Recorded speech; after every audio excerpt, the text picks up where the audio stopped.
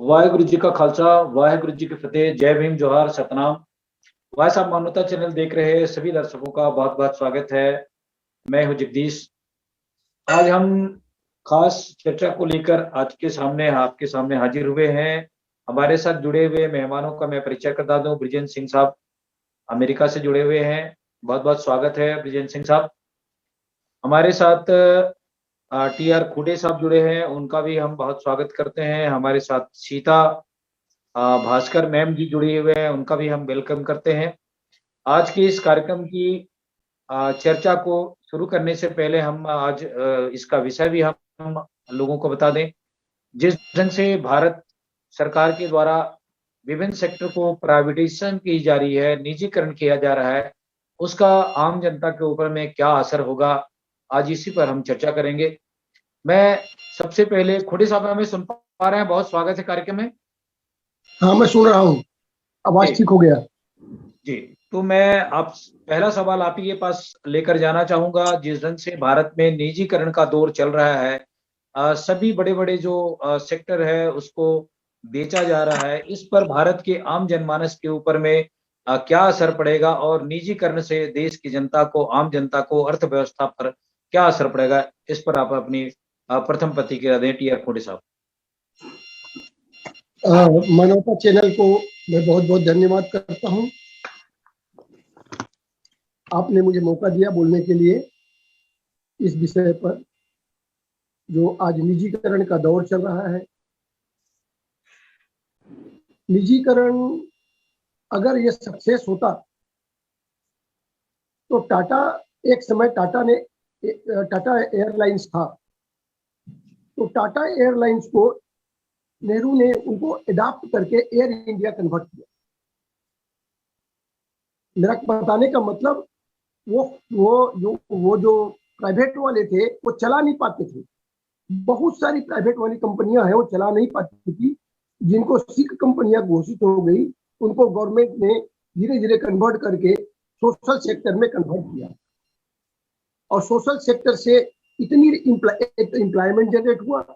और दूसरी चीज, सोशल रिस्पॉन्सिबिलिटी के कारण से क्या हुआ कि जो गवर्नमेंट की इकोनॉमी है वो काफी मजबूत हुई। पब्लिक सेक्टर खुले तो जितने पब्लिक सेक्टर में जो उत्पादन हुआ, चाहे बिजली हो और भी तरह तरह की चीजें हैं, कोयला हो, स्टील है, एल्युमिनियम है, जितने भी धातु हैं, ये सारी चीजें जब उत्पादन होने लगे और बिकने लगा तो इससे क्या मार्केट है कंट्रोल में रहा, मार्केट भी कंट्रोल में रहा और विकास का दर तेजी से बढ़ा है। जी। जब से मोदी सरकार आई 2014 के बाद से, और इसके पहले भी अटल बिहारी वाजपेयी जी थे, तो उन्होंने भारत एल्युमिनियम कंपनी को पहले बार निजीकरण का एक डिसइन्वेस्टमेंट विभाग खोला गया। डिसइन्वेस्टमेंट, पहले इन्वेस्टमेंट होता था, अब डिसइन्वेस्टमेंट शुरू हो गया। ये एक खतरनाक दौर है जो है, उसको चला नहीं पा रहे हैं सरकार। इसका मतलब, और अभी जो दौर चल रहा है, रेलवे जो प्रॉफिट में चल रहा था, एक जमाना था काफी लॉस में कभी नहीं गया। इसके अलावा एयर इंडिया जो सेल है आपका, एनटीपीसी है और भी बीएसएनएल, ये सारे डिविडेंड देता था सरकार को, पैसा देता था। एचपीसीएल पेट्रोलियम कंपनी 100 से लेकर 1000 करोड़ तक का डिविडेंड देते थे। ये डिविडेंड दे करके सरकार की जो इकोनॉमी को मजबूत करते थे। अब उन कंपनियों को, जो डिविडेंड देने वाली कंपनियों को, सिख कंपनियों को प्राइवेट वाला नहीं लेगा। सिख है करके घोषित कर रहे हैं, बीएसएनएल को सिख बता रहे हैं, लेकिन बीएसएनएल सिख नहीं है, प्रॉफिटेबल कंपनी है, लेकिन उसको सिख घोषित करके उनको दिया जा रहा है। मतलब क्या होता है कि पर्पसफुली इसको सिख घोषित करना, मैनेजमेंट को ऐसा मैनेजमेंट लाना जो धीरे धीरे वो कमजोर कर दे, इकोनॉमी को, उनके अर्निंग को कम कर दे, तो और कम करके उनको सिख बता दे। ऐसा वास्तव में सिख नहीं है, आर्टिफिशियल जनरेटेड सिख है। आर्टिफिशियल है। और इससे क्या हो गया कि जो मार्केट है बहुत ही बुरी तरह से चरमरा गई, एम्प्लॉयमेंट बुरी तरह से, क्योंकि प्राइवेट में जो भी आएगा एचपीसीएल ने, और अभी तो आपका ऑर्डिनेंस फैक्ट्री को स्टार्ट कर दिया, ऑर्डिनेंस फैक्ट्री में स्टार्ट हो गया, जिस पर कभी आज तक तो कभी पब्लिक सेक्टर में भी नहीं हुआ, डायरेक्ट गवर्नमेंट के कंट्रोल में था। जो हमारे अस्त्र शस्त्र बनाने के औजार बनाते रहे और जो लड़ाई के लिए हमारा काम आता था, उसको भी प्राइवेटाइज सेक्टर करने के लिए शुरू हो गया। ये कितनी बड़ी खतरनाक चीज। आज बैंकिंग सेक्टर के ऊपर मैं आज उसी विषय पे आना चाहता हूँ। अभी 3 दिन से चल रहा है, 6 तारीख को कल बैंकिंग सेक्टर को निजीकरण का बिल लाया गया। बैंकिंग सेक्टर जो प्रॉफिट वाली हैं, अच्छी कंपनियां हैं, एसबीआई है और ऐसे कंपनियां, अगर उनमें अगर इनको अगर निजीकरण कर दिया जाए और ये प्राइवेट के हाथ में चला जाएगा, तो सोच लीजिए उनकी मोनोपोली हो जाएगी, और उनकी मोनोपोली हो करके वो जैसा चाहेंगे देश को, जैसा चाहेंगे वो अपने। अभी भी देखिए इस देश की इकोनॉमी को एनपीए में घोषित किया जा रहा है। एनपीए में घोषित करके सरकार उसको, आरबीआई उसको फंडिंग कर रहा है। आरबीआई फंडिंग करके एनपीए को सपोर्ट कर, रेगुलराइज कर रहे हैं। और एनपीए कौन लोग कर रहे हैं? यही जो पूंजीपति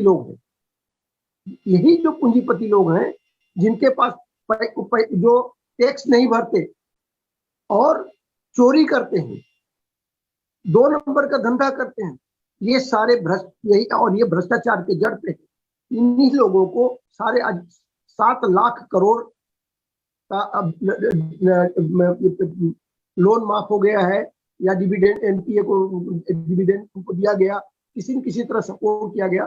7 लाख करोड़ रुपया सरकार ने इनके ऊपर उद्योग घरानों पे लगा दिया, लेकिन किसानों के लिए 5 पैसा देने की तरफ नहीं बुला। किसानों की बात आती है तो उनको जो मिनिमम सपोर्ट प्राइस है, न्यूनतम समर्थन मूल्य है, वो भी देना नहीं पसंद है। उनकी उद्योग घराने की प्रोडक्ट है, एमआरपी में बेचता है, मैक्सिमम रिटेल प्राइस में बेच जाता है, और हमारा प्रोडक्ट को गवर्नमेंट कंट्रोल करता है। जो किसानों का प्रोडक्ट को गवर्नमेंट कंट्रोल करता है।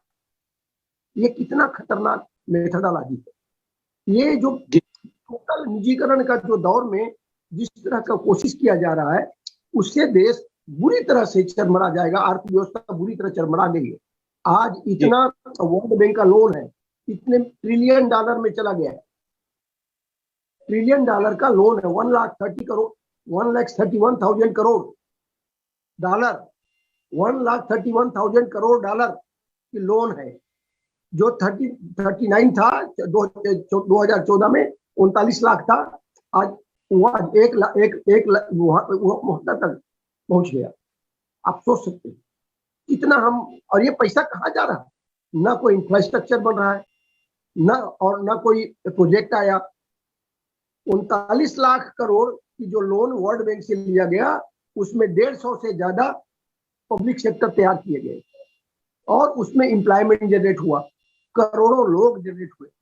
ये बेसिकली ये रिजर्वेशन को डी रिजर्वेशन करने का एक मैकेनिज्म, ताकि उनको लग रहा था कि रिजर्वेशन के कारण से ये जो मिडिल क्लास ग्रुप है, एससी एसटी ओबीसी के लोग हैं, ये उठ के खड़े हो रहे हैं। इनकी आर्थिक स्थिति थोड़ी मजबूत हो रही है कि बोलना शुरू कर रहे हैं, तो इनकी बोलती बंद करने के लिए निजी हाथ पे चल दो, निजी में इनको उनकी मोनोपोली रहेगी और इनको धीरे धीरे हट जाएंगे। तो इस तरह से वो सोशल रिस्पॉन्सिबिलिटी से सरकार हटना चाहती है। सोशल रिस्पॉन्सिबिलिटी सरकार का जिम्मेदारी है। सोशल रिस्पॉन्सिबिलिटी भी एक बहुत बड़ी जिम्मेदारी है। तो आप जो इसमें दिया गया है, जो मौलिक सिस्टम में दिया गया है कि सोशल रिस्पॉन्सिबिलिटी है, उसको फुलफिल करना इस सरकार की जिम्मेदारी है, लेकिन सरकार उसके ऊपर ध्यान नहीं देती।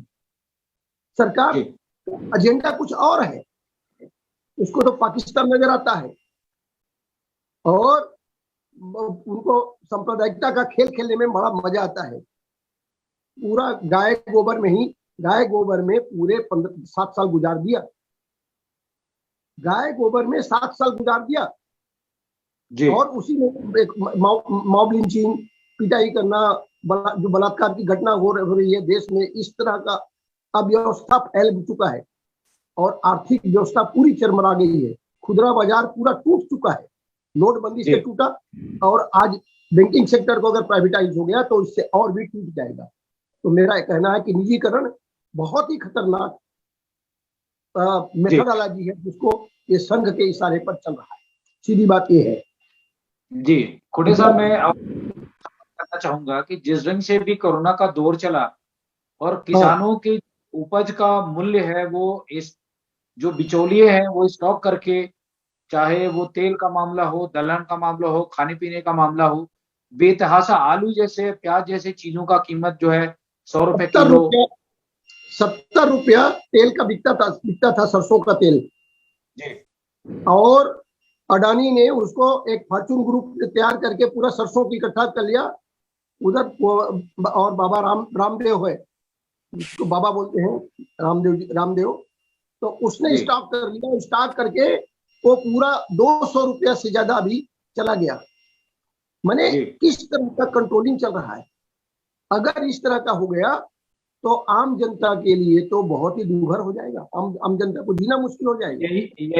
यही कारण है कि ये अडानी अडवानियों को फायदा पहुंचाने के लिए जो सरकार की योजना है, किसानों को तहस नहस करके ये जो बिल लाया गया था काले कानून, इसकी जानकारी किसानों को हो गई है और यही कारण है कि किसानों ने ऐसे जो निजीकरण का विरोध करने के कारण ऐसे कानूनों को कारण ही ये कंट्रोवर्सी देश के अंदर में पैदा हुई है। बहरहाल आप हमारे साथ बने रहें। मैं बृजेंद्र सिंह जी के पास जाना चाहूंगा। बृजेंद्र सिंह साहब, अभी खूंटी साहब की विचार को आप सुन रहे थे और जिस ढंग से भारत में निजीकरण का दौर चला करके भारत की आम जनता को बुरी तरीके से रौंदने का, कुचलने का और गरीब को और गरीब बनाने का जो प्रयास किया जा रहा है, तो इस निजीकरण के संदर्भ में मैं आपकी प्रतिक्रिया जानना चाहता हूँ, बृजेंद्र सिंह साहब। जी धन्यवाद जगदीश जी। जी बहुत इम्पोर्टेंट मामला है आम जनता के की दृष्टि से, ये जो प्राइवेटाइजेशन हो रहा है। तो अभी मुझे तो नहीं पता था, खूंटे साहब से बहुत काफी हमको जानकारी मिलती है, मार्गदर्शन होता है। और ये 6 दिसंबर को एक निजीकरण का भी बिल लाया गया है, ऐसा मुझे पता चला। अभी तक हम सोच रहे थे कि 6 दिसंबर इस्तेमाल हो रहा है मस्जिदों को गिराने के लिए, कब्जा करने के लिए, बाबा साहब के दुख मनाने के लिए परिनिर्वाण का। तो ये 6 दिसंबर बड़ा इम्पोर्टेंट दिन हो चुका है। कल मैं देख रहा था कि पता चला मथुरा छावनी बना हुआ है और वहां पर भी एक मथुरा में मस्जिद है, उसमें कहा कि भगवान कृष्ण यहीं पैदा हुए हैं, इसी जगह पर। तो अब ये जो असली समस्या है हमें उसमें जाना चाहिए। मेन समस्या हमारे समाज की है सामाजिक न्याय। सामाजिक न्याय का मतलब भागीदारी। तो देश का करीब 90% जनता जिन्हें पढ़ने लिखने से वंचित किया गया, मानव अधिकारों से वंचित किया गया, आजादी के बाद उसकी उम्मीदें जागृत हुई थी और उस वक्त ये आवाज उठी थी कि भाई सामाजिक न्याय मिले, गरीबों को, आम जनता के लोगों को शिक्षा में, स्वास्थ्य में, सरकारी नौकरियों में भागीदारी मिले। तो ये सबसे बड़ा समस्या थी और उसी वक्त में कालेकर कमीशन बिठाया गया था। फिर ये जाते जाते कांग्रेस टालती रही सन 77 तक, फिर मंडल कमीशन इनको बिठाना पड़ा, फिर वो भी अपना उलझा दिया। तो ये जो मुख्य समस्या है कि देश का किसान और मजदूर, दबे कुचले लोग जो कि मानव अधिकारों से वंचित किए गए हैं, वो बेचारे आशा लगा के बैठे हैं कि संविधान में जो वायदे किए गए हैं, जो प्रस्तावना में सबसे पहला वायदा किया गया है सामाजिक न्याय, सामाजिक न्याय, आर्थिक न्याय, यानी जो विषमताएं फैली हुई हैं समाज में, अन्याय फैला हुआ है, वो न्याय दिया जाएगा लोगों को। तो ऐसा लगता है कि लोग मुखौटे बदल गए हैं, लोगों की नीयत नहीं बदली है। अब ये जो प्राइवेटाइज हो रहा है, ये एक एफर्ट है, जैसे आपने कहा अभी एक शब्द इस्तेमाल किया, डी रिजर्वेशन, डी रिजर्वाइज करने का। तो रिजर्वेशन से उनको लग रहा था कि ये रिजर्वेशन डी ब्राह्मणाइज कर रहा है, कि और लोगों को, जो किसान मजदूरों के बच्चे हैं जिन्हें कभी पढ़ने लिखने नहीं दिया गया, अब उनको बड़े पद भी मिलने लगे हैं, वो उनका कोटा कम से कम मिलने लगा है। तो आपको याद होगा कि ये समस्या सबसे पहले गुजरात में शुरू हुई, वो भी मेडिकल के स्कूलों में भर्ती को लेकर के, शिक्षा के क्षेत्र से। और इसके बाद वहां पर दंगे हुए, दलितों के खिलाफ ये कहा गया कि ये और रिजर्वेशन सरकार इन्हें दे रही है, जबकि वो बैकवर्ड का मामला था। इसके बाद जब देखा कि ये लोग जागृत हो रहे हैं, तो वो मुसलमानों की तरफ मोड़ दिया गया, तो मुस्लिम्स के खिलाफ दंगे होना शुरू हुआ और भयानक दंगे हुए वहां। और इसके बाद एक बड़े नेता ने कहा कि अगली लेबोरेटरी हमारी प्रयोगशाला जब बाबरी मस्जिद गिरा दी गई कि अब उत्तर प्रदेश होगा। तो उत्तर प्रदेश में ये आग जो है आकर के गिरी। अब कल हमको पता लगा कि वो अब अभी तक मामला अयोध्या का था, ये मथुरा भी एक छावनी में तब्दील हो गई है। बड़ा भारी फोर्स वहां पड़ा हुआ है। तो और वहां एक सुभाष चंद्र बोस की कोई बेटी है ना, बेटी की बेटी नातिन है, बेटे की या बेटी की, वो हिंदू महासभा की नेता हैं। उन्होंने कहा कि अब मूर्ति रखेंगे हम इनमें, हमारे भगवान यही पैदा हुए थे, इसी जगह जहाँ मस्जिद है, जहाँ मौलाना साहब नमाज पढ़ाते हैं, वहीं पर। तो इस तरह से जो सामाजिक न्याय है, इसको हिंदू मुसलमान की तरफ मोड़ा गया, फिर हिंदू खालिस्तान पाकिस्तान की तरफ का नारा लगाया गया, फिर ईसाइयों पर हमले किए गए। हम लोगों को ये समझना चाहिए कि जो मूल समस्या है वो सामाजिक न्याय की समस्या है और वो राजनीतिक समस्या है। वो न तो हिंदू मुसलमान की समस्या है, न खालिस्तान की, न सिखों की समस्या है, न वो उन लोगों की, वंचित लोगों की समस्या है जिनको की शिक्षा से, सत्ता से, संपत्ति से वंचित किया गया है। अब इसका इलाज क्या है? एक बहुत बड़े नेता हैं, बहुत बड़े, मतलब उन्हें मैं क्या कहूंगा, विचित्र प्राणी है वो, स्वामी कहते हैं उन्हें, कौन सा स्वामी है वो। उन्होंने कहा कि ये जब लोग रिजर्वेशन मांगने लगे, बोले कि हम ऐसे हालात पैदा कर देंगे, न रहेगा बांस न बजेगी बांसुरी।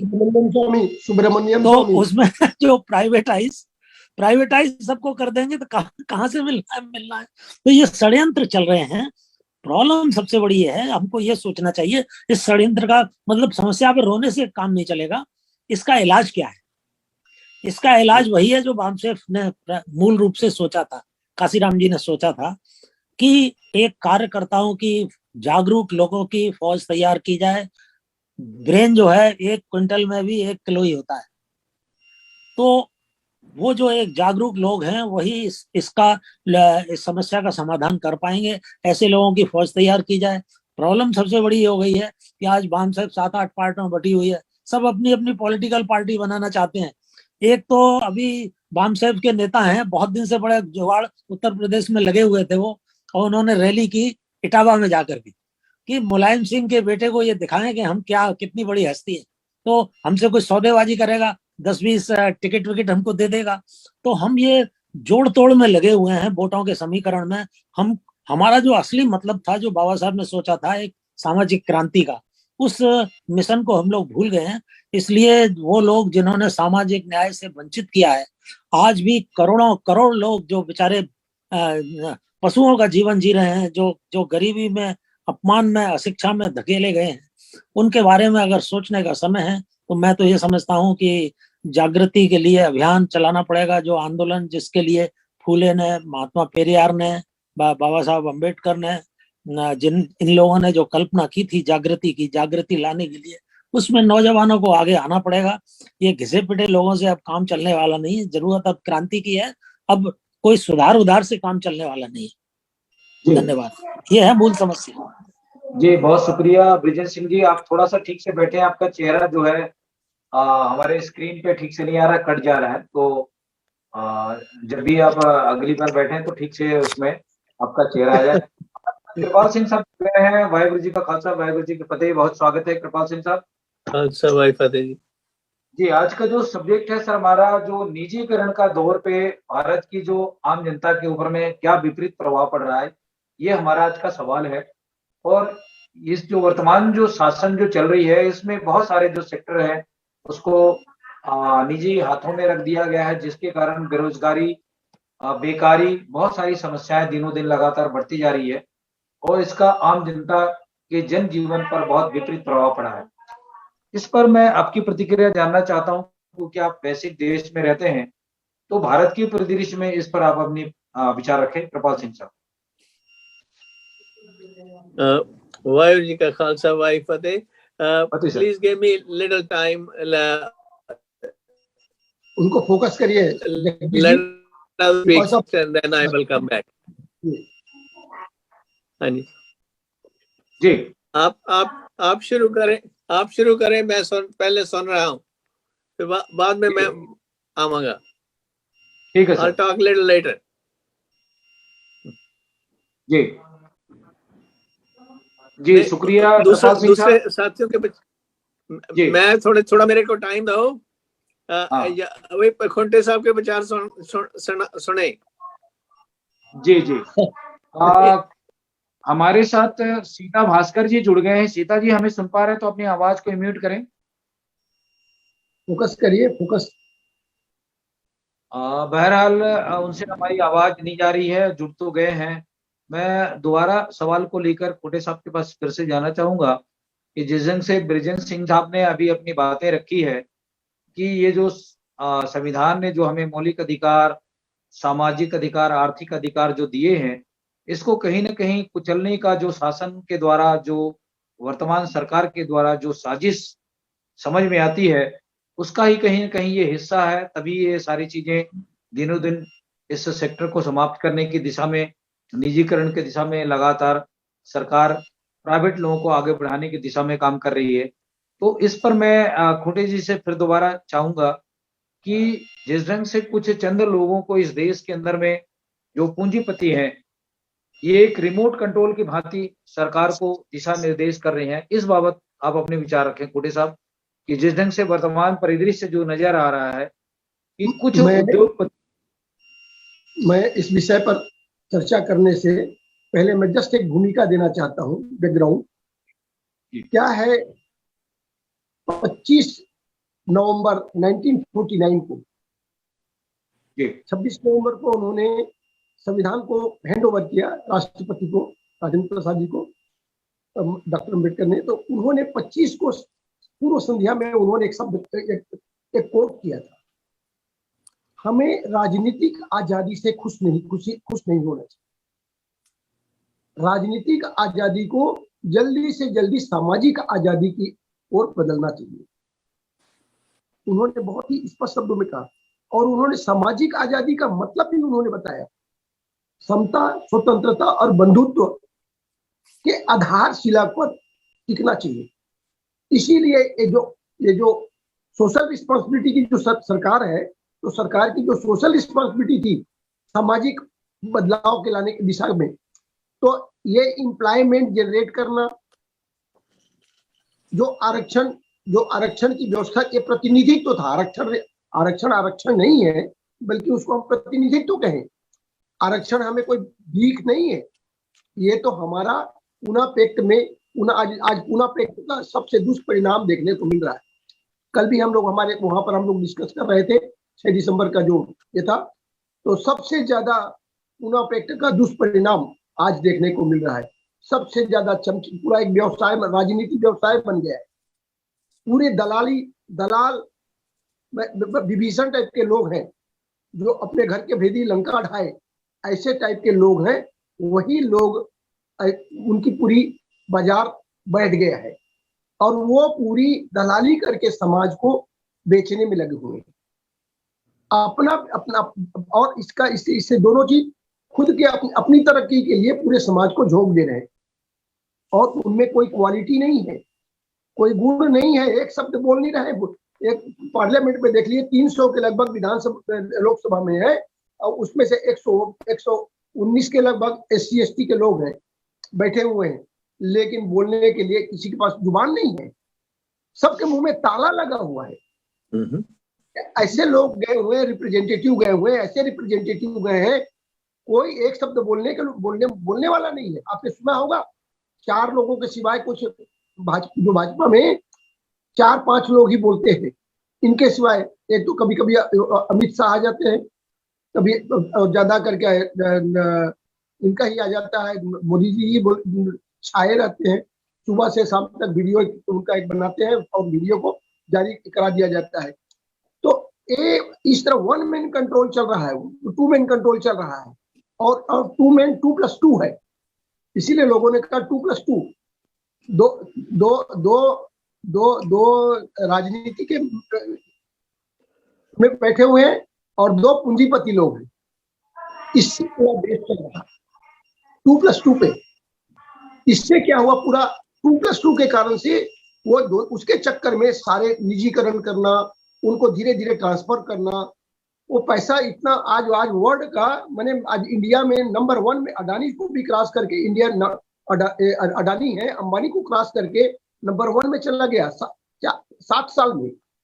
इतनी रफ्तार देखिए, आपने 50,000 रुपए था इनके पास, 50 लाख नहीं 50,000 रुपया जय शाह के पास। नोटबंदी के दौरान वो 80 करोड़ में पहुंच गए। स्पीड देखो, 16,000 गुना रफ्तार, 16,000 गुना, 50,000 से लेकर 80 करोड़ में। ये रफ्तार, ये कहां से आ रहा है? आज आप देख रहे होंगे कि इस देश में पूरी भ्रष्टाचार का बोलबाला। भ्रष्टाचार नहीं, मैं कहना शब्द सही नहीं होगा, शिष्टाचार कहिए। भ्रष्टाचार शब्द आजकल नहीं है, ये शिष्टाचार बन गया है। ये तो लेना उनके धर्म है। राजनीति में धंधा, लूट करना, चोरी करना, ये बैंकिंग सेक्टर का जो प्राइवेटाइजेशन है वो इसीलिए किया जा रहा है कि अगर बैंकिंग सेक्टर उनके हाथ, प्राइवेट के हाथ में चला गया तो क्या होगा, वो कब एनपीए करेंगे, कब वो बैंक से कब अपना लोन लेंगे और कब उसको एनपीए घोषित कर देंगे, बैंक ही गायब हो जाएगा। कुछ दिनों के बाद देखेंगे बैंक ही गायब हो जाएगा। और कंपटीशन जो पब्लिक सेक्टर है के कारण से जो प्राइवेट सेक्टर है, वो कंपटीशन जो चलता था वो भी बंद हो जाएगा। जैसे आईसीआईसीआई बैंक है, वो प्राइवेट बैंक है, और एसबीआई है, गवर्नमेंट बैंक है। एसबीआई बहुत बड़ी बैंक है, उसके कंपटीशन में आईसीआईसीआई अच्छा सर्विस देता है, क्योंकि उसको देना पड़ता है कि एसबीआई का ग्राहक उसके उस तरफ डाइवर्ट हो जाएंगे। तो अगर प्राइवेट सेक्टर हट जाए, गवर्नमेंट सेक्टर हट जाए, तो प्राइवेट सेक्टर की मोनोपोली हो जाएगी। जैसा चाहेंगे वैसा देंगे, आपको तो लात मार के भगा देंगे, लाइन में खड़े रहिए, नहीं तो। आज भी देश के अंदर में प्राइवेशन बैंकिंग सिस्टम को बहुत तेजी से प्राइवेशन में बदला जा रहा है, जिसको मनमानी रूप से चलाने की नोटबंदी हुआ है जगदीश जी, जो नोटबंदी हुआ उससे बहुत सारे बैंक डूब गए, खुदरा बाजार मर गया। इंडिया गांव का देश है, और गांव का देश है जहां खुदरा बाजार है। गांव में जो हाट बाजार बोलता है ना, पूरा सबसे ज्यादा इकोनॉमी है, 60-70% इकोनॉमी हमारी देश की गांव की इकोनॉमी, जिसमें आइटम एक्सचेंज होते हैं, मनी एक्सचेंज बहुत, खुदरा पैसा चलता है। उसको जब नोटबंदी किया, वो सारा खुदरा पैसा आके जमा हो गया, वो मार्केट ठप हो गया, खुदरा मार्केट बैठ गया, और उसके कारण से जो अर्थव्यवस्था है बुरी तरह चरमराई। और ऊपर से कोरोना काल में इनकी कुव्यवस्था, कोरोना तो लाया गया, कोरोना मैं कहता हूँ, खुल के कहते हैं कि कोरोना लाया गया। जब उनको, मोदी को पता था, तो इसका जो राष्ट्रपति था ना, क्या नाम था उसका, जो आया, जो इसके पहले जो थे, ट्रम्प अमेरिका के राष्ट्रपति। तो ट्रम्प का अहमदाबाद में प्रोग्राम रखा गया, और अहमदाबाद में सबसे ज्यादा कोरोना के पॉजिटिव, उसका असर पड़ा पूरे चारों तरफ। इंदौर, जितने उसके चारों तरफ 100-200-500 किलोमीटर के सर्कल पे पूरे चारों तरफ कोरोना का पूरा महामारी फैल गया। उसमें बॉम्बे भी उसी का ये असर में आया। सारा कोरोना वहां का सेंटर बन गया, इपिक सेंटर बन गया अहमदाबाद। और गुजरात में कोई मुंह नहीं खोल पाया, लाशों की कोई ढेर है, उसका कोई रिकॉर्ड नहीं रिकॉर्ड ही गायब कर दिया गया। तो मेरा कहने का मतलब, ये जो सिस्टम है, ये जो जानबूझ करके इकोनॉमी को कंट्रोल, बर्बाद करने का एक टेक्निक चला है, ये तो प्लानिंग हुआ है। नहीं तो कोरोना यहाँ से, इंडिया में कोरोना नहीं आता, उतना रुक जाता, आराम से कंट्रोल हो जाता। लेकिन उसको, और ऊपर से लोगों को एक तुगलक बादशाह है, उनको याद आया, झाक आया और रात को 12 बजे उन्होंने घोषणा कर दिया कि नहीं भाई कल के बाद से लॉकडाउन। 22 तारीख को उन्होंने में बात किया और 24 तारीख के रात को लॉकडाउन कर दिया। एक दिन में ये नहीं कहा कि लेबर लोगों को अपने घर तक पहुंचवा दें। जो मजदूर थे 9-10 करोड़, जो 10 करोड़ मजदूर, उन लोगों ने पैदल चले हैं। आपने देखा होगा रेल की पटरी के किनारे चल करके वो पूरे दिल्ली से, बॉम्बे से, कहीं कहां से, अहमदाबाद से और जगह जगह से अपने अपने गांव गए। दिल्ली, उत्तर प्रदेश और बिहार, उड़ीसा, जगह जगह गए, साइकिलों में गए, लाशों को लाद करके लेके गए। सोचिए कितना उनकी वो दिन को याद करिए कि कैसा स्थिति रहा।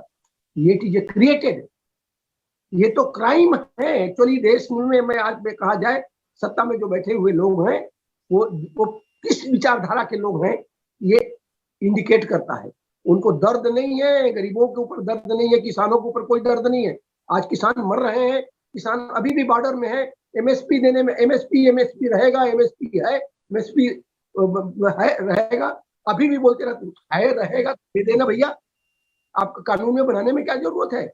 बना लो, लिख लो, 2 लाइन तो लिखना है। जो खरीदने वाला खरीदता रहेगा एमएसपी में। आपको तो गवर्नमेंट को जितना खरीदेगा।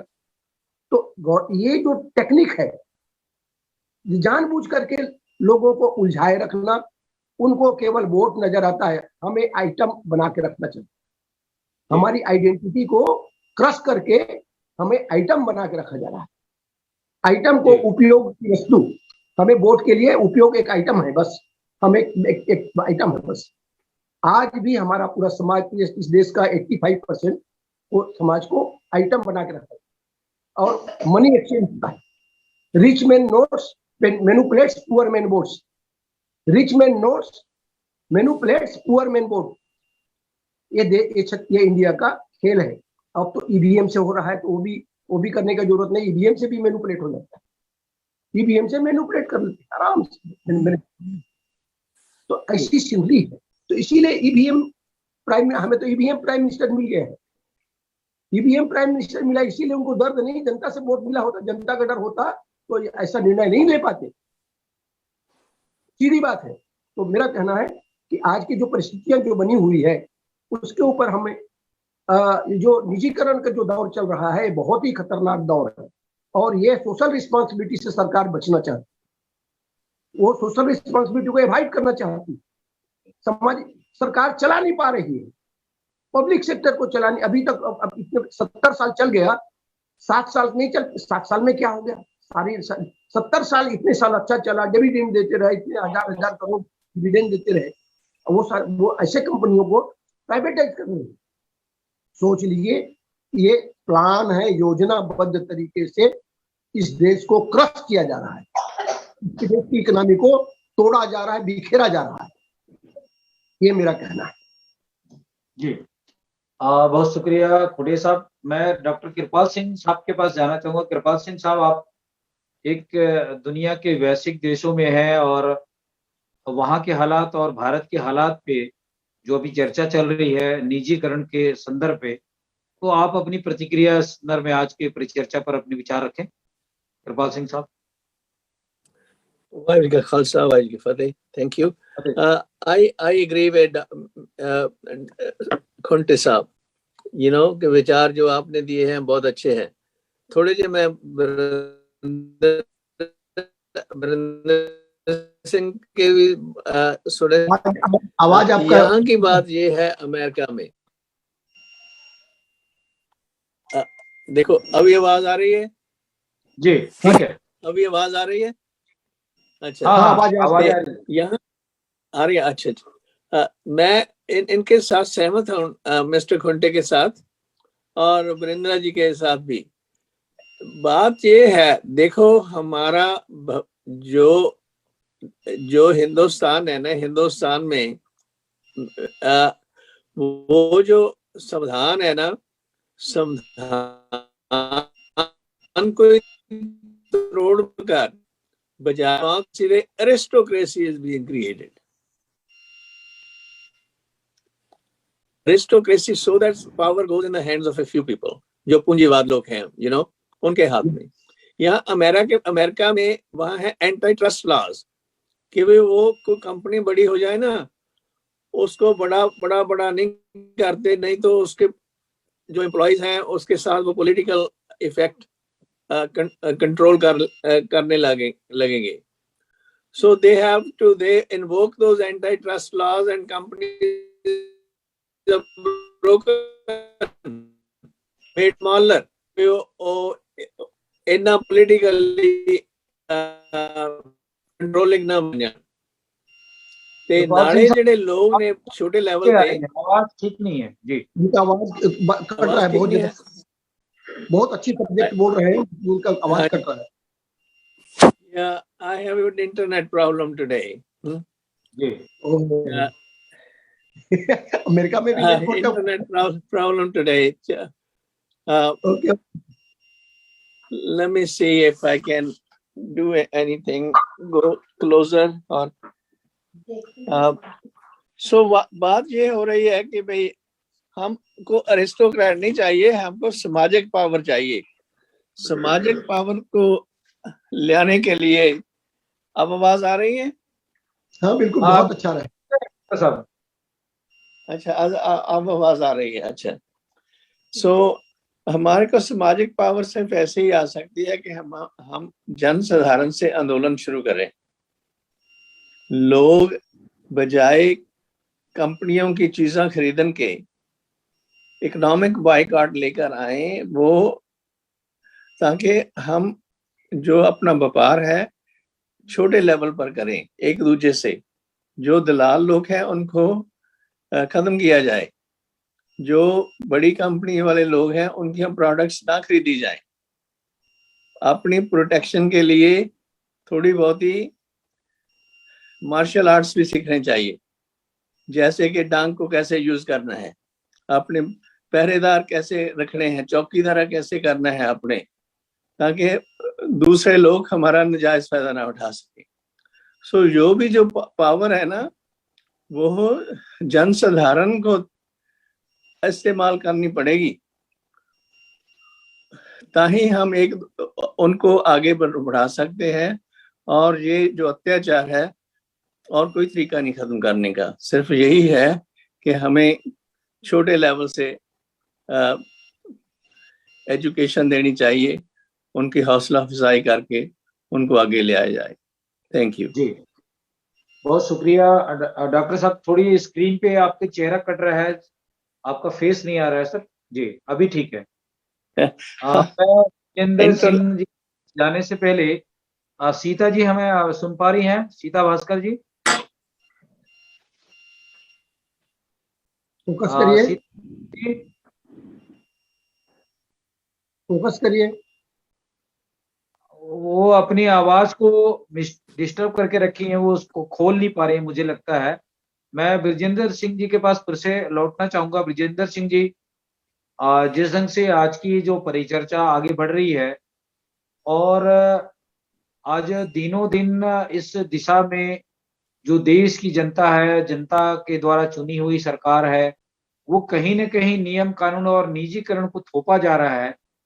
और इस थोपने की वजह से हमारी जो आम जनता की जो परिस्थितियां हैं, आर्थिक हालात हैं, वो बद से बदतर होते चले जा रहे हैं. तो आखिर में देश की जो जनता है उसको क्या सॉल्यूशन करना चाहिए, क्योंकि सरकार तो अपनी हठधर्मिता पर उतरी हुई है और उसे लगता है कि जनता के ऊपर में हम अपनी हुकूमत चलाएं. इस पर अपनी विचार रखें विजेंद्र सिंह साहब. जी, जगदीश जी, देखिए ऐसा है, इस संविधान ने हमें सत्ता बनाने की, चुनने की, सरकार लाने की ताकत दी है, लेकिन हमारे लोगों में इतना कंफ्यूजन फैलाया हुआ है. इसका कारण है कि शिक्षा हमारे कंट्रोल में नहीं है. कई बार हम लोगों के दिमाग में बैठ जाता है कि हमारे बच्चे ने एमए पास कर लिया, डॉक्टर हो गया, इंजीनियर हो गया, बहुत बड़ा विद्वान हो गया, लेकिन दिमागी रूप से उसको ठोक ठोक करके गुलाम बनाया जाता है. तो क्योंकि वो जो तंत्र है, पूरा प्रचार तंत्र उन्हीं लोगों के हाथ में है. मैं ये समझता हूँ कि हमको अपने घर को ठीक करना पड़ेगा. वो लोग जो हमारी अज्ञान, हमारी अशिक्षा का फायदा उठा रहे हैं, गरीबी तो है, सबसे बड़ी गरीबी हमारी दिमागी गरीबी है. अब आप ये देख रहे हैं, एक कम से कम 131 130 MLA MP आपके अकेले रिजर्वेशन से रहते हैं, रिजर्व कैटेगरी के हैं, SC ST के हैं। तो हमसे हम ये उम्मीद लगा सकते हैं कि भाई हमारे इतना बड़ा लोग हमारे प्रतिनिधि वहां बैठे हुए हैं, तो हमारे इन भूखे नंगे गरीब लोगों की बात को सुना जाएगा। लेकिन जो व्यवस्था है उसमें आखिर गांधी जी ने ऐसी तो आमरण अनशन नहीं किया था, उसमें यही पूना पैक्ट में यही प्रोविजन था ना कि आप अपने प्रतिनिधि चुनेंगे। जब आपके प्रतिनिधि भी आपका मतलब आप नहीं चुन पाते, अपने वहां भेज नहीं पाते, तो कम से कम अपने घर में प्रतिनिधि तैयार करिए अपने नौजवानों को मार्गदर्शन करने के लिए। तो मेरी ये समझ में बात आती है कि हमारे अज्ञान, हमारी अपनी शिक्षा और हमारे चीजों की सही सही समझ न होने के कारण हमारा समाज एक गुलामी की तरफ धकेला जा रहा है। और ये एक ऐसी चीज है जिसको आसानी से दूर किया जा सकता है। मैं बहुत लोगों को जानता हूँ, लाखों रुपए शादियों में खर्च करते हैं, करोड़ों रुपए खर्च करते हैं मकान बनाने में। तो अगर हमारे नौजवानों को शिक्षित करने में, और शिक्षा का मतलब BA MA पास करना न समझें, हमारे आंदोलन की जानकारी देने में, जो महात्मा फुले ने, पेरियार ने, कबीर ने, गुरु नानक जी ने जो समता का, मानवता का संदेश दिया, इसके बारे में जानकारी जब तक नहीं दी जाएगी तो वो लोग हमको 5 दुश्मन मैंने आइडेंटिफाई किए हैं जिसमें कि वो उलझाते रहेंगे। पहला दुश्मन जातिवाद है, उसका सीधा संबंध हिंदुत्व से है, वर्ण व्यवस्था से है, जिसको वो वर्णाश्रम धर्म कहते हैं। धर्म के नाम पर आदमी डर जाता है कैसे बोले इसके खिलाफ। तो पहली, जब जातिवाद के खिलाफ आप आवाज उठाते हैं, भागीदारी मांगते हैं, तो वो सांप्रदायिकता फैलाता है। उसी में से एक नई समस्या और शुरू हो गई। जब आपने भागीदारी मांगी मंडल कमीशन के जरिए, तभी तो इतनी भयानक सांप्रदायिकता फैलना शुरू हुआ। तीसरी बात कि इतना ज्यादा भ्रष्टाचार फैलाओ कि सबसे पहले इनके प्रतिनिधियों को टोटली भ्रष्ट कर दो। तो एक तीसरा जो दुश्मन है हमारा, भ्रष्टाचार है सबसे भयानक। अब हम अपने भ्रष्टाचार को कहते हैं, वो लोग भी तो भ्रष्ट हैं। तो अगर हमारा नेता भ्रष्ट हो गया तो क्या गलत है? अरे भाई, घर में जिसमें विभीषण पैदा होंगे तो वो समाज कभी सुरक्षित नहीं है। चाहे भले ही एक से एक विद्वान आप पैदा कर दीजिए, आपके दुश्मन अपने घर में जो पल रहे हैं उन पर नजर आपको रखनी पड़ेगी। तो ये भ्रष्टाचार जो है वो आपके घर में दुश्मन पैदा कर रहा है। चौथा जो सबसे बड़ी समस्या है, अपराधीकरण आप देख रहे हैं। अपराधीकरण क्या हो रहा है? किसानों के ऊपर ट्रक चढ़ा दिया गया। क्यों चढ़ा दिया गया? वो जो अपराधी हैं वो जानते हैं कि ये एक्सीडेंट का मामला माना जाएगा, एक क्रिमिनल की दृष्टि से देख रहे हैं चीज को। वो ये नहीं देख रहे कि एक आंदोलन के ऊपर अटैक कर रहे हैं। और आंदोलन, बिल्कुल सही कहा, कभी मरते नहीं है। वो लोगों ने समझा था कि बाबा साहब अम्बेडकर का नाम खत्म कर देंगे कांग्रेसियों ने उस वक्त। आंदोलन स्लो हो जाते हैं, मरते नहीं है। ये जो हमारा आंदोलन है, ये मानव अधिकारों का आंदोलन है, ये सामाजिक न्याय का, आर्थिक न्याय का आंदोलन है। हमारी लड़ाई विषमताओं के खिलाफ है। हमको स्पष्ट समझ लेना चाहिए, समता विषमता की लड़ाई है। और ये लड़ाई खाली धार्मिक क्षेत्र में नहीं है, ये लड़ाई सिर्फ आर्थिक क्षेत्र में नहीं है, सिर्फ सामाजिक क्षेत्र में नहीं है। ये लड़ाई हर क्षेत्र में है और ये लड़ाई संगठित शक्ति के जरिए ही की जा सकती है। तो मुझे ये लगता है कि हम बजाय परिणामों के लिए रोते रहें, भगवान बुद्ध की तरह, तथागत बुद्ध की तरह कारण में जाएं और कारण को परख करके उसका निवारण करें। और सबसे टॉप प्रायोरिटी अपने नौजवानों को और महिलाओं को दें, जहां से कि परिवार बनता है। तो ये तब क्रांति का, परिवर्तन का दौर शुरू हो सकता है। अन्यथा आपके घर में रोज नए नए विभीषण खरीदे जाएंगे। और अगर आपका जो सबसे बड़ा क्रांतिकारी है, जो आज भूखा मर रहा है, अभी नेता है, कपड़े पहनने को नहीं है, इसलिए वो त्यागी बना हुआ है, जब वो पैसा इकट्ठा कर लेता है तो वही आपकी पार्टी हाथी नहीं गणेश है, ब्रह्मा विष्णु महेश है। फिर नारे सड़कों पर लिखे जाते हैं और परशुराम जयंतियां मनाई जाती हैं। ये क्या हो रहा है? ये पागलपन हो रहा है। आखिर कौन इसको ठीक करेगा? ये राजनीति का अवसरवाद सबसे बड़ा भ्रष्टाचार है। तो अब आप बहुजन पार्टी से फिर सर्वजन हो जाएंगे, वहां फायदा मिलने लगा। आपके सिद्धांतों की लड़ाई है, उसूलों की। पहले उसूलों को ठीक से समझना चाहिए और नौजवानों को समझाना चाहिए। और वो उसूल है समता और विषमता की लड़ाई, वो उसूल है जातिवाद के खिलाफ लड़ाई, वो उसूल है सांप्रदायिकता के खिलाफ लड़ाई, वो उसूल है अपराधीकरण के खिलाफ लड़ाई, भ्रष्टाचार के खिलाफ लड़ाई। आपको, और वो कौन लड़ेगा? वो ये भ्रष्ट लोग नहीं लड़ेंगे जो कि खरीद लिए जाते हैं। ये विभीषणों से उम्मीद मत करिए। वो हमारा नौजवान जो कुर्बानी करने के लिए तैयार हो गया, वो लड़ेगा, क्योंकि क्रांतियों के इतिहास खून की कलम में डुबो के लिखे जाते हैं। आपको जो बलिदान देने के लिए तैयार नहीं है, जो छोटी छोटी बातों के लिए अवसरवाद में वोटों की समीकरण बनाता रहता है, उससे वही मुझे तो लगता है सबसे बड़े दुश्मन है। जिनको आप पहचान रहे हैं दुश्मन, वो तो है ही, असली दुश्मन घर में है। तो ये एक मेरे ख्याल से एक कैडर बिल्डिंग से, प्रशिक्षण से, संगठन के काम से इस काम का समापन किया जा सकता है। और ये आंदोलन है, ये ऐसा नहीं है मैं कह रहा हूँ, ये महात्मा फुले ने 1848 में शुरू किया है। ये आंदोलन कभी स्लो हो जाते हैं, कभी तेज हो जाते हैं। इस आंदोलन ने इतने बड़े क्रांतिकारी दिए हैं, पेरियार जैसे, जिनका नाम सुनकर के आज भी कांप जाते हैं जातिवादी, बाबा साहब अम्बेडकर जैसे, कबीर जैसे। उनको अपनी शक्ति को पहचाने हम, और न्याय में, न्याय प्रियता में, ईमानदारी में, सच्चाई में विश्वास करें, ज्ञान में विश्वास करें, सत्य नाम में विश्वास करें। और सत्य नाम को भी हमने कर्मकांड बना दिया, दिक्कत ये हो रही है। तो इसलिए मेरे ख्याल से ये है कि हमको सामाजिक क्रांति के लिए काम करना पड़ेगा। धन्यवाद जी, बहुत शुक्रिया बिरजन सिंह साहब। आपने कंक्लूजन के रूप में आपने अपनी बातें को रख दी है। बहरहाल बहुत शुक्रिया। हमारे साथ सीता भास्कर जी बार बार आ रही हैं। सीता भास्कर जी हमारे साथ जुड़े हैं, तो अपनी आवाज को म्यूट करें, अपनी बात रखें। सीता भास्कर जी, मुझे लगता है कि वो टेक्निकल, आपको गलत फहमी है साहब, वो पार्टिसिपेंट में ही नहीं है इस वक्त। आप अपनी सूची देखिए। अच्छा, वो है ही नहीं, तो कहाँ से सुनेगी आपकी? जी, बहरहाल उनसे हम जुड़ने की कोशिश करेंगे। मैं कृपाल सिंह साहब के पास फिर से, उनको अगले बार सुनाते हैं, इस बार जोड़ लेते हैं जी हो जाएगा धीरे धीरे। अपनी आवाज को म्यूट करें कृपाल सिंह साहब। यस यू नो, मैंने वो आपने बैकग्राउंड में जरा देखो, पिक्चर दिखाई है जी, वो गुरु गोविंद सिंह ऑन टॉप पर है, गुरु तेग बहादुर, उनके 4 साहबजादे और उनकी माता गुजरी। ये सब बलिदान की कहानी है। बिल्कुल, ये बलिदान से ही ये शक्ति पैदा होगी। इनके जो, जैसे वीरेंद्र सिंह जी ने कहा है ना, खून के डुबोकर शक्ति पैदा हो सकती है, वैसे ही बलिदान करके और कोई तरीका नहीं। उसके लिए जनसाधारण को आगे बढ़ाने की लोड़ है। वो ऐसे ही आएगी इन लोगों की शहादतों, इन लोगों की कुर्बानियों पर जब हम जिक्र करेंगे अपने परिवारों में, अपने आले दुआले में। जैसे सतनामी आंदोलन था, उसका कितने दफा आप विचार करते हो स्थानीय आंदोलन का? बहुत कम, कोई बात ही नहीं जानता। इवन सतनामी लोगों को भी कुछ नहीं पता उसका वो क्या आंदोलन था। वो कहते हैं हम तो अहिंसा के विरुद्ध हैं। वो आंदोलन क्या था? वो अहिंसा से बगैर हो गए। तो जितना चेर आप अपने आप को तैयार नहीं करते, अपना पिछोकड़ नहीं जानते कि वे हमारे बड़ों वडेरों ने क्या कुर्बानियां की थी, किस लिए की थी, वो तक हमारा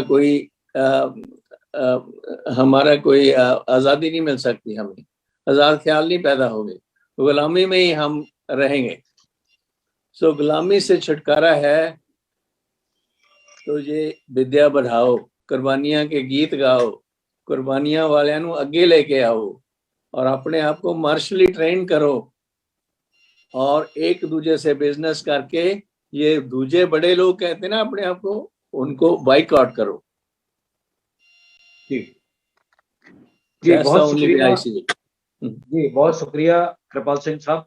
आज की इस परिचर्चा को हम अंतिम समय पर ले जाते हुए कोशिश करेंगे कि आज की इस जो महत्वपूर्ण चर्चा है वो आम जनता के लिए, पूरे भारत की जनमानस के लिए ये जो प्रमुख डिबेट है, मुझे लगता है इस पर लोग गौर करेंगे। मैं दोबारा फिर से खोड़े साहब के पास जाना चाहूंगा शॉर्ट में आज की इस परिचर्चा को लेकर। जिस ढंग से अभी कृपाल सिंह जी ने कहा कि समाज की क्रांति के लिए कुर्बानी की भी जरूरत है, और ये सच भी है कि समय समय पर इतिहास ये कहता है और उससे सबक लेने की भी जरूरत है। तो जिस ढंग से अभी एक किसानों ने, पूरे देश के किसानों ने इस सरकार को झुकाने की कोशिश की, सरकार को झुकने पर मजबूर होने पड़े हैं। तो ये एक प्रकार से ये एक क्रांति ही है, क्रांति का बिगिन हुई है।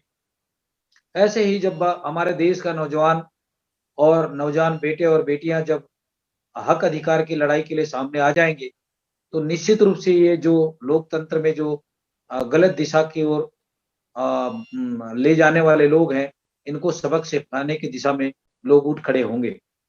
तो मुझे लगता है कि आज का जो पढ़ा लिखा नौजवान है, जागरूकता तो जरूर है, शिक्षित हो गए हैं बाबा साहब के आधार पे, लेकिन संगठित और संघर्ष नहीं हुए हैं।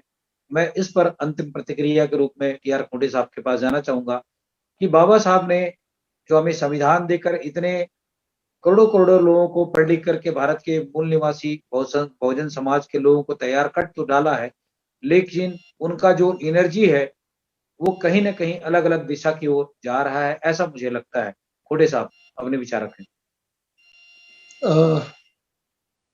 आपने जो टॉपिक को चेंज किया है, मैं उसको ठीक है स्वागत करता हूँ, लेकिन मैं अभी भी फिर से टॉपिक को ही और मैं थोड़ा सा बैकग्राउंड में लेते हुए अपने एडीजी साहब जो एक्स हमारे विजयन जी, उन्होंने जो कहा कि क्रांति खून के कलम से लिखी जाए, और यही हमारे डॉक्टर कृपाल सिंह जी उन्होंने बताया अभी, वो गुरु गोविंद सिंह जी की तस्वीर और उनके बेटे, चारों बेटे को रख करके उनको दिखाया, आजादी कुर्बानी मांगता है, आजादी कुर्बानी मांगता है। आजादी ऐसे नहीं मिलती, मांगने से भीख मिलता है, मांगने से भीख मिलता है। अधिकार छीना जाता है और छीनने के लिए पूरी तैयारी ताकत बनानी पड़ती। और आज जैसे किसानों ने एक अपनी ताकत दिखाया, थोड़ा सा ताकत दिखाया, पंजाब और उत्तर प्रदेश और इसके बॉर्डर के लोग, दिल्ली के चारों तरफ के लोग, और उसका असर पड़ा पूरे इंडिया के लोगों को दिखाया नहीं गया, लेकिन सब तरफ क्रांति की जो लहर है फैल चुकी है। आज बदलाव की दिशा पे हर कोई चाहता है, इसीलिए ये जो सरकार है, सत्ता में बैठे हुए लोग हैं, 2 और 2 की सरकार है, वो इसलिए परेशान है। अब 2 आइडेंटिफाई हो गए हैं, किसानों ने आइडेंटिफाई करके बता दिया कि 2 कौन है, और 2 वो दूसरे 2 कौन है, किनके लिए काम कर रहे हैं, सरकार किनके लिए काम कर रहा है। सरकार तो पालतू की तरह काम हो रहा है। ये इस तरह की सिनरी जो बनी, ये रियली इस देश के लिए बहुत ही घातक है। और मैं डॉक्टर बाबा साहब की जब कल हम बात कर रहे थे, मैं अपने बाबा साहब की इसके ऊपर विषय के ऊपर बोलना चाह रहे थे। डॉक्टर अम्बेडकर, हम ये मानवता चैनल आपने शुरू किया है, ये चल रहा है, मानवता जो हमारा नाम ही मानवता है। जब हम मानवता की बात कर रहे हैं तो हमारी प्रोपेगेंडा, हमारी बातें, हमारी संस्कृति, हमारी सोच, सारे हमारे मानवता की दिशा पे ओरिएंट होना चाहिए। अब ये जो जितने भी ये जो सोशल सेक्टर है, ये मानवता का विषय है। आज निजीकरण जो हो रहा है वो मानवता को चोट पहुंचाने में लगे। निजीकरण मानव, उससे बेरोजगारी बढ़ गया। आज इंडिया का बेरोजगारी इंडेक्स इतना ज्यादा बढ़ा है, मैंने विश्व में रिकॉर्ड हो गया। गरीबी में, भूखमरी में, बेरोजगारी में, अर्थव्यवस्था में बांग्लादेश हमसे आगे बढ़ गया है। बांग्लादेश हमसे आगे बढ़ गया, सोच लीजिए। जो हमारा इंडिया से पेट्रोल लेकर वो बेचते हैं, ये बताता है कि इस देश में व्यवस्था नामक चीज है ही नहीं। जो सत्ता में बैठे हुए हैं वो केवल खेल खेल रहे हैं, वो मोहरे हैं और कोई और खिला रहा है। खिलाड़ी है, पीछे बैठा है, चेहरा सामने दिखता है। कुल मिला के ममता बनर्जी के शब्दों में कहे तो खेला होवे खेला। अभी जो कौन पीछे में खेला कर रहे हैं ना, उनकी खेला करना होगा। और यही हमारे लिए आज का विषय है। मैं यही कहना चाहता हूँ, आज संदेश देना चाहता हूँ कि निश्चित रूप से जनता को जागरूक होना पड़ेगा। आजादी कुर्बानी चाहिए जी इसी तरह जीना कोई महत्व नहीं रखता, जीने का जी स्तर होता जी इसी भी बहुत तरह शुक्रिया। जीना। आपकी आपकी बातें आ गई है खोटे साहब। मैं आ, अपनी बात पूरी कर दें खोटे साहब, बिल्कुल पूरी साहब, करें। मैं जी बस एक शब्दों के साथ नहीं कहना चाहता हूँ कि आज हम जिस दौर में गुजर रहे हैं, हमें एक क्रांति की दिशा बिल्कुल तैयार हो रही, भूमिका तैयार हो रही है। उसमें किसानों की बहुत बड़ा योगदान है। मैं उनके हम तहे दिल से शुक्रगुजार हैं। निश्चित रूप से मैं कहना चाहता हूँ, वो बैंक को भी रोकेंगे, ईवीएम को भी रोकेंगे। आज जी नहीं कल दिशा बदलेगा, क्योंकि किसानों को सबको असर पड़ रहा है। ये किसान को भी असर पड़ रहा है। ईवीएम ने किसान को भी बर्बाद किया है, हमें बेरोजगारों को भी, युवकों को बर्बाद कर दिया, उद्योग धंधे को बर्बाद कर दिया। छोटे और मझोले उद्योग हो गए हैं देश का, छोटे और मझोले उद्योग पूरे बर्बाद हो गए। बैंकिंग सेक्टर चौपट हो चुका है। जी तो बहुत शुक्रिया जो खुंडी साहब आपने। जी बहुत मेरा शुक्रिया, बहुत बहुत। ब्रिजेन हाँ, सिंह बस मैं ही कहना चाहता हूँ, तो हमें सजग होने की जरूरत है, हमें अपने आप को तैयार करने की जरूरत है और उस दिशा में बदलाव लाने की जरूरत है। हमें एकजुट दिखाना होगा। एक जैसे बंगाल में एकजुटता दिखाया, वैसी एकजुटता दिखाकर बंगाल ने उनको धक्का देके बाहर फेंका। ताकत लेके दौड़े थे, पूरी फोर्स लेकर के पूरा इंडिया को पूरा झोंक दिया गया था, लेकिन खेला दिखा दिया। ऐसे ही खेला करना है इंडिया में, जी खेला करना बहुत शुक्रिया बहुत शुक्रिया खुड़े साहब, आपने बहुत अच्छी शब्दों में इसका इंडिकेट किया है, बहुत शुक्रिया। ब्रिजेन सिंह साहब, आज की इस परिचर्चा पर लास्ट कमेंट हम जानना चाहेंगे। हमारा देश का जो नौजवान है, किसान है, मजदूर है, ये जागरूकता की दिशा में सोच तो रहे हैं, लेकिन कैसे हम इकट्ठे हो सकते हैं और ऐसी ताकतों से हम कैसे लड़ सकते हैं? संक्षिप्त में अपनी बात रखें। देखिए जगदीश जी, हमको पॉजिटिव साइड में ये सोचना चाहिए कि आज हमारे समाज में, चाहे इस आरक्षण की वजह से, लोकतंत्र के आने की वजह से, एक मध्यम वर्ग तैयार हो गया है, जिसमें कि जो कि आर्थिक समस्याओं के साथ साथ बौद्धिक समस्याओं को भी डील करने की स्थिति में है। तो ये जो, और उसी के कारण ये जो प्राइवेटाइजेशन के जोश जो लोगों को आ रहा है वंचित करने का, कि उनको ये जानते हैं कि किसी भी समाज में जो पढ़ा लिखा वर्ग है वो खतरनाक होता है, क्योंकि वो चीजों को जल्दी समझ सकता है। कोई जरूरी नहीं है जल्दी समझ ले, अगर आप डॉक्टर हैं तो आप, कोई जरूरी नहीं है कि इंजीनियरिंग को जल्दी समझे, लेकिन जिसको समझना चाहेंगे जल्दी समझ लेंगे। तो एक हमारे बीच में एक ऐसा प्रबुद्ध वर्ग तैयार है, हमको ये चाहिए कि उनको सही दिशा दें और एक जागरूकता अभियान चलाएं, और लोगों के, वो जो वर्ग है वो एक पुल का काम करेगा मासिस के साथ में। तो जो हमारा जो करोड़ों करोड़ की जनता है, उन लोगों को जो गुमराह किया जा रहा है, उस गुमराह को इसी तरीके से बचाया जा सकता है। और जब तक आप नहीं बचाते, मान लीजिए कि आप गुमराह करके आप खुद सत्ता में आ गए, तो सत्ता में आने के लिए सत्ता की योग्यता भी फिर चाहिए ना, संभालने की क्षमता भी चाहिए। तो वो काम भी बिना एक प्रशिक्षित फौज तैयार किए बिना नहीं हो सकता। तो एक सामाजिक क्रांति का एक बहुत बड़ा हम लोगों के सामने लक्ष्य है, और उस लक्ष्य को साइंटिफिक तरीके से ही किया जा सकता है। मैं आपसे एक निवेदन और करना चाहूंगा। आप जो 3 ये कार्यक्रम करते हैं हफ्ते में, एक दिन का जो आध्यात्मिक कार्यक्रम है, वो भी हमारी, क्योंकि समता विषमता की लड़ाई है, और खासतौर से आपका सत्यनाम का क्षेत्र है, वैज्ञानिक सोच को पैदा किए बिना, अंधविश्वासों से लड़े बिना आध्यात्मिक क्षेत्र का मामला है। हमारी आत्मा मुक्त नहीं हो सकती, और जब तक हमारी आत्मा मुक्त नहीं होगी, हम स्वतंत्र चिंतन नहीं कर सकते, और जब तक स्वतंत्र चिंतन हम नहीं करेंगे, तो षड्यंत्रकारियों के षड्यंत्रों को समझ नहीं सकते। चाहे भाई हम, भले ही हम करोड़ों के होते हुए भी हमारे दुश्मन सत्ता में बैठेंगे, जो हमारा बौद्धिक रूप से देवाला निकालेंगे, हमारा समाज को, हमारे देश को दुनिया की नजरों में गिराएंगे। और ये एक ऐसी परिस्थिति खाली हमारी अपमान की नहीं है, देश के अपमान की भी समस्या हो रही है, समाज के अपमान की। तो इसलिए हमको योजनाबद्ध तरीके से होना चाहिए, लड़ना चाहिए। और ऐसा एक टॉपिक एक रखा करिए आध्यात्मिक क्षेत्र में भी, क्योंकि आपका कि सत्य का मतलब वो खाली घंटी बजाना नहीं होना चाहिए। सत्य एक वैज्ञानिक चीज होती है, एक पक्ष, विपक्ष और निष्पक्ष, कहते हैं ना, पक्ष विपक्ष निष्पक्ष। तो निष्पक्षता के स्तर पे आने के बाद ही हम अपनी समस्याओं का समाधान कर सकते हैं। तो मैं ये चाहूंगा कि कल जो आपका कार्यक्रम है कुछ ऐसा ही यूजफुल हो, तो मेरी शुभकामना आपके साथ। बहुत बड़ा काम कर रहे हैं आप, और खोटे साहब जैसे लोगों से आपने हम लोगों को मिलवा दिया, यही हमारे लिए बहुत बड़ी पूंजी है।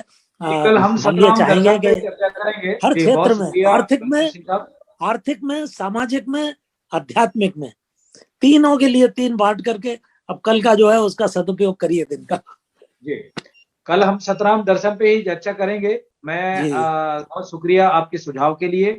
मैं डॉक्टर उसमें एक चीज और मैं कहना चाहूंगा, देखिए ये बड़ा गंभीर विषय है। 3 कोई ऐसे बोलने वाले हो, कम से कम 20-20 मिनट का उनको टाइम दीजिए, और इसके बाद 5-5 मिनट का डिस्कशन में 1.5 घंटे का टाइम करीब हो ही जाता है आपका, तो उससे ज्यादा लाभ मिलेगा। और जो भी बोले वो थोड़ा सा तैयार होकर के बोले, जिससे कि कंफ्यूजन फैलने के बजाय सही दिशा मिले हम लोगों को। जी, चलिए सतनाम दर्शन पे कल शुरू करेंगे। कल दर्शन पे आते हैं, बहुत अच्छा विषय है और इसके ऊपर चर्चा किया जाए।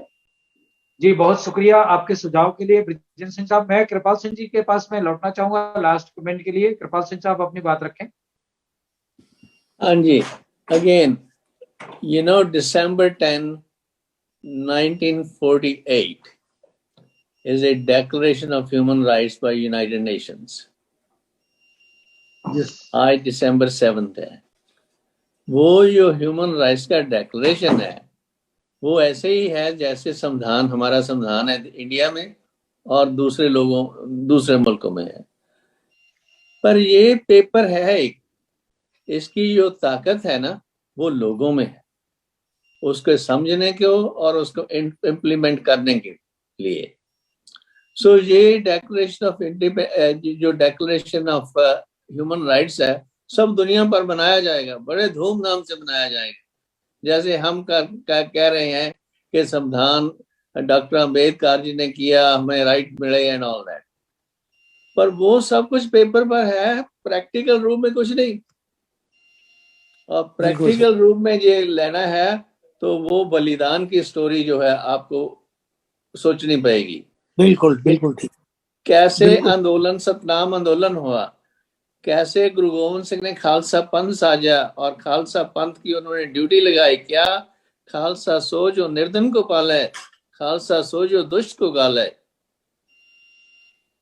When we think about those things, then that's where the power lies. खालसे ने उन्होंने किया, खालसा अकाल पुरख की फौज, this is the army of the timeless. For what? For protection of people, for protection of their rights. ते ओदे ਲਈ ਸਾਨੂੰ we need to think about these things. उनकी विचार करने की जरूरत है। वैसे गल्लां बातों से कुछ नहीं बनेगा, हम अगले स्टेप पर जाना चाहिए। That's organization. That organization has to come through small level, at village level, at community level, family level. यहाँ है इसकी ताकत ऊपर से नहीं, ताकत थल्ले से पैदा होती है और आगे हौली हौली बढ़ती है।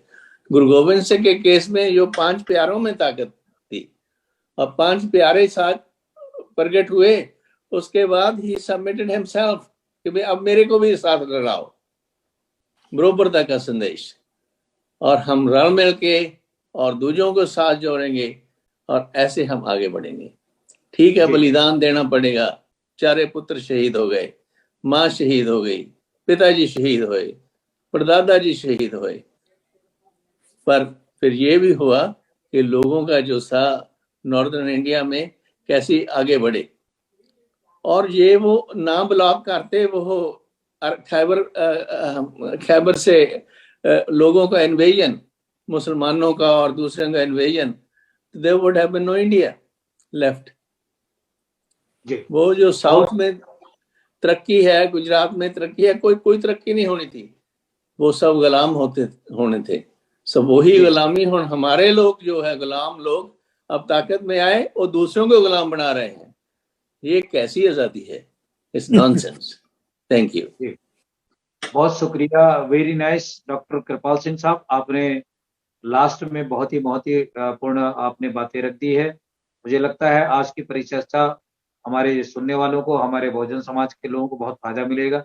हम आने वाले समय में फिर से नए विषय को लेकर आपके सामने हाजिर होंगे। कल हम सतनाम दर्शन के आध्यात्मिक चर्चा पर हम शामिल होंगे।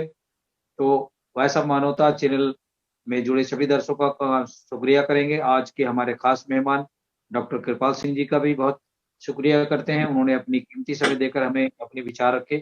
टी.आर. खोटे साहब का भी बहुत बहुत धन्यवाद, ब्रिजेंद्र सिंह साहब का भी, और हमारे साथ जुड़ी हुई एक बेटी थी वो सीता भास्कर जी राव, वो किसी कारण से हमारे संपर्क में नहीं आ सकी।